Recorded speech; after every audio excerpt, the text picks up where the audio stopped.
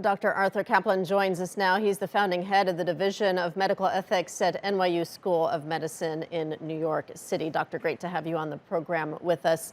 I know that minors need parental consent for a lot of different things in their lives, but I'm wondering, is there a precedent for this? Are there exceptions where someone as young as 12 or perhaps even younger can go to a health center and get a vaccine or some other medical procedure without their parents' consent?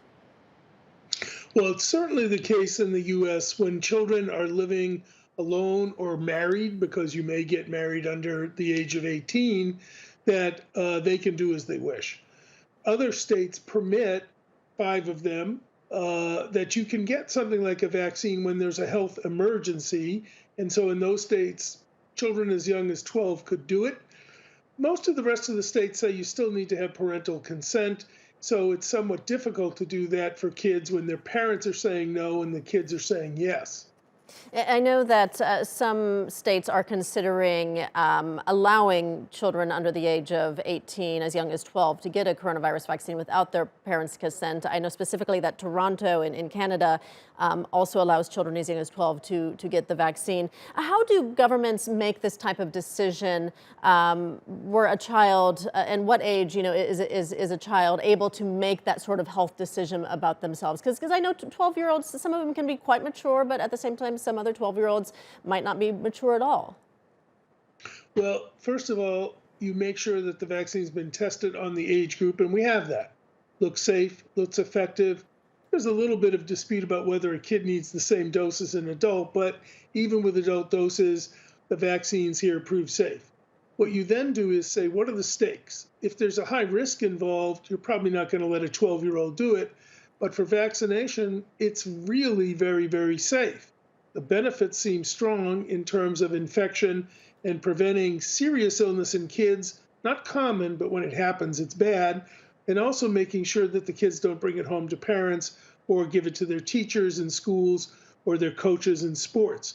So I would say the risk benefit right now justifies letting the younger person make the choice. Competency is important, but the benefits are big and the risks are small. Mm-hmm.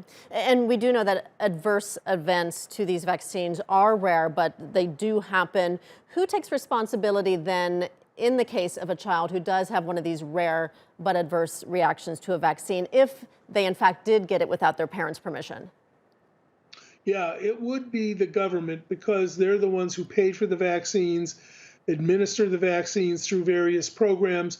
We do in the US have a national system for harms caused by vaccines. You have to get it reviewed by a kind of a court, but that is where the dispute would go. Let me add, I'm not really saying I'd like to see lots and lots of 14-year-olds go down and get vaccinated without their parents. I much prefer that you bring your parents when you want to do it, see if you can persuade them, see if the doctor can get them to change their minds. After all, the best thing is get the parents vaccinated and the kids, get the whole family done. Yeah, and what about the situation where a child doesn't want to get the vaccine for any number of reasons, but the parents want them to? Should children, in that regard, then be able to say, even though my parents want me to get this, I actually don't want it? We really don't put up very much with vaccine declinations from kids when the parents say yes.